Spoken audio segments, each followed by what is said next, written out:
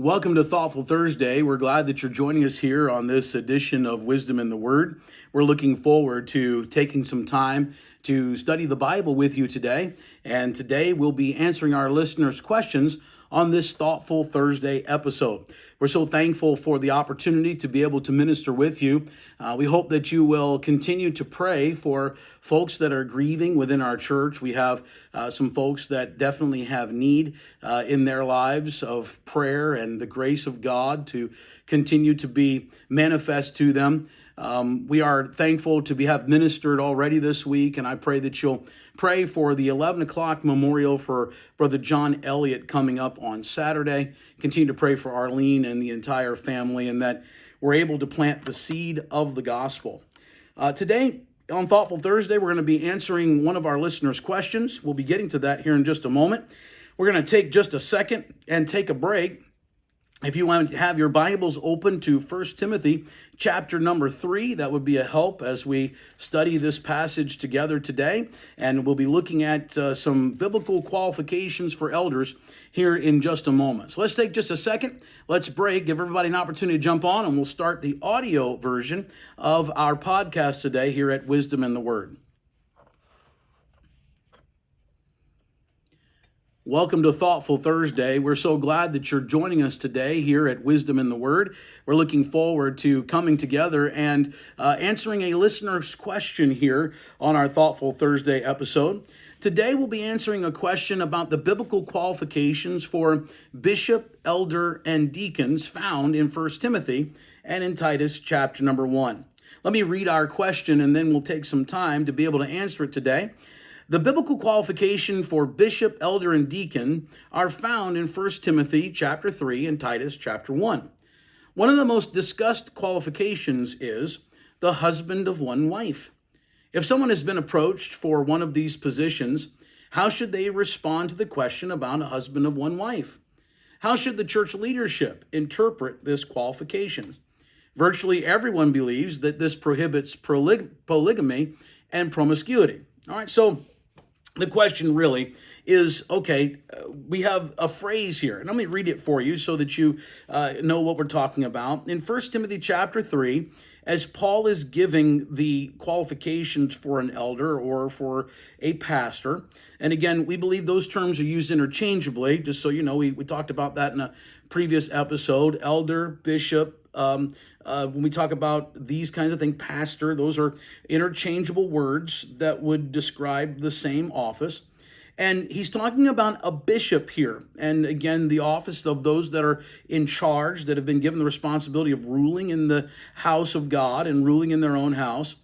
You'll notice that he gives a qualification here, and I think it's important that we understand what this qualification is. When he says to us, let me read this section, beginning of verse 1, this is a true saying, if a man desire the office of a bishop, he desireth a good work. A bishop then must be blameless, the husband of one wife, vigilant, sober, of good behavior, given to hospitality, apt to teach. And then there's a list of other things. Most specifically, we're concerned with this phrase, the husband of one wife. The husband of one wife. What does that mean? And the question was, if someone's approached for one of these positions, how should they respond to the question if they've been the husband of one wife? And how should church leadership interpret this? Well, there's a few different ways that this can be looked at. And I think historically and traditionally that it's been looked at as far as interpretation and the way that people have approached it. I think that the goal here of Paul, let's remember that his goal here in 1 Timothy and in Titus is to elevate this position, to make something more of it, to make it very clear that this is a position that is important, that this is a position that must be, as believers, it must be elevated.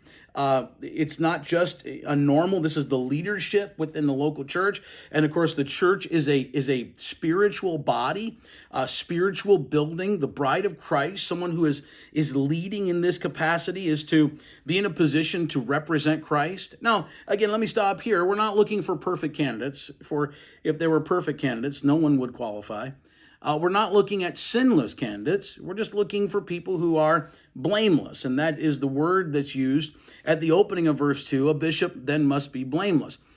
everyone sins. Everyone makes mistakes. Everyone does things for which they wish they could take back, things that they've said or done or acted or behaved. And there needs to be a measure of forgiveness, even within the church, for leadership. That, when a leader fails, or a leader fails himself, and a measure of contrition and admission when something does not go the way that it's supposed to go. And I think people should, in the house of God, we should be forgiving and kind, even to those who are given to sin and make their own poor choices and their own mistakes.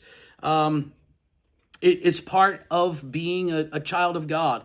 None of us, all of us, are blood-bought saints. And as a result of being blood-bought saints, we are all given to sin, and we struggle with our flesh.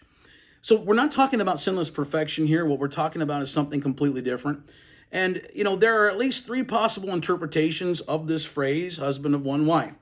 Number one, it could be excluding polygamy, that is multiple wives. You're not qualified to be an elder, a deacon, or a pastor if you have multiple wives. We would say that that's probably the most literal interpretation of this, of the way that we read it. Husband of one wife. You can only be the husband of one wife. But again, it's unlikely that polygamy is being mentioned here. Polygamy was illegal at the time of that Paul lived in the Roman Empire. It was also quite rare at the time Paul was writing. Not only was it rare and illegal, but it wouldn't really be a step up to be able to ask a pastor to not be a polygamist. We certainly expect that that's part of his job, part of what he does. And so you wouldn't expect that. That's not really raising the bar very much. Now, the second interpretation is that the Greek could literally be looked at like a one-woman man, and that this is relating to the matter of marital fidelity. That is, a bishop must be absolutely loyal to the woman that he's married to. And again, it acknowledges this matter of moral purity, of staying true to your spouse. And I certainly think that this is in view. I'm not saying that this is as far as the interpretation goes, but I think that this is definitely in view, that a pastor needs to be committed to his wife and in marital fidelity, sexual fidelity, the way that God has designed it, and that anything outside of that would be a problem and preclude him from serving in marriage. The question is, if if he's had moral failure in this way, could he get that right and then be qualified once again to serve? Again, that's probably a violation of the concept of blamelessness, because he can be accused, and word spreads fast when there's immorality. Now, the third interpretation is that the phrase could also be understood to declare that in order to be an elder or a deacon or a pastor, or any office within the local church, that a person can only be married once, other than in the case of a remarried widower. In other words, a pastor cannot be a divorcee. And we find that there are examples in the Bible, again, given justified examples of divorce. We would say if his spouse dies and he remarries, this certainly does not preclude him from doing that, because death would definitely end the marriage. And so in this, again, there's even a wide array of interpretation here is this, because some people would say, well, if he was married and divorced, if he was divorced before he got saved, then he certainly can serve. Or some people would say, if he was divorced justifiably, that is, if his wife left him or his wife was unfaithful to him, then he's free under the exclusion of divorce to be able to be free to remarry, and so he should not be precluded from office. And so there's literally a wide variety of understanding here of this particular verse. I think that's the reason why the questioner asked the question. And so really the issue is, okay, where do we fall on this particular thing? I think the goal here is to remember that the bar is being raised. The goal is to remember here that this is being elevated. This is supposed to be something more. And so as a result of being something more, we need to approach it that way. So I think we would say, first off, virtually everyone believes that polygamy is being prohibited. Yes. I think we all believe that promiscuity is being prohibited in the sense that you should be faithful in marriage to the woman that God has given you. But let's also remember that that was expected of every believer. That every believer live in this way. I'm not sure how either of these elevate the particular thing. And of course, it's always been my understanding, my position that this is a preclusion of having had a divorce in their background. Now, when you look at this, the big question is, okay, well, is it divorce before you got saved? Is it divorce that's not sanctioned in the scripture? I mean, what if a wife leaves him on these types of basis? I'm telling you, this is really a quagmire question. I try and raise the bar as high as I can in regard to the matter of spiritual leadership within the church. I take these qualifications very seriously, not only in my own life, but I also try and apply them seriously across the board when viewing these types of questions from others. Sometimes it seems judgmental. Sometimes it seems unfair to be able to put people through this. But remember, this does not preclude people from service in other areas. That is, they are free to be able to serve literally in any other capacity within the church and function within the body. The only thing that it precludes them from doing is being involved in the office of leadership, whether that be pastor, elder, bishop, or whether that be in the office of a deacon. And so in this regard, I would hold to that position that this relates to someone who's had a divorce. And I look at that across the board, trying to maintain as high a standard as I possibly can.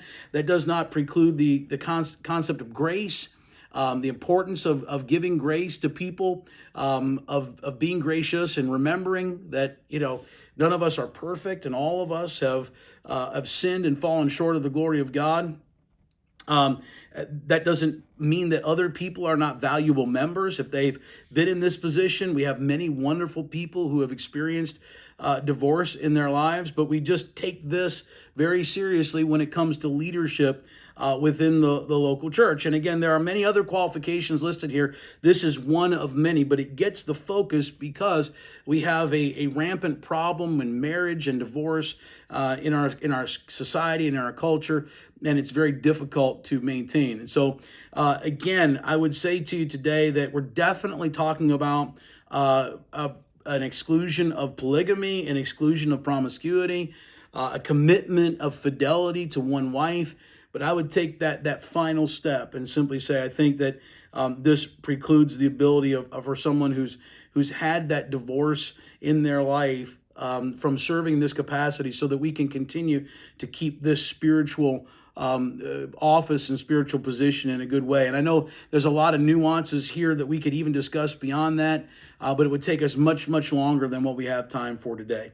And so that's the answer to our question today. We appreciate you taking time to join us on this Thoughtful Thursday edition here in 1 Timothy 3 and Titus 1. If you have any further questions or follow-up questions, we encourage you to submit those to us so we can tackle them on a new episode. And next week, we'll be looking at talking about God holding back certain people until tribulation. That what if God needs them to serve their purpose during their most heinous and awful time in history? That is, does God allow people, wicked people, to do their thing in spite of the fact that, and to hasten on his plans? And so we're talking about that next week. We have so much other stuff here that we're going to deal with. If you have any further questions, please let us know. We'd be glad to answer those. Thank you so much. God bless you. Thank you for joining us today on this Thoughtful Thursday broadcast of Wisdom and the Word. God bless.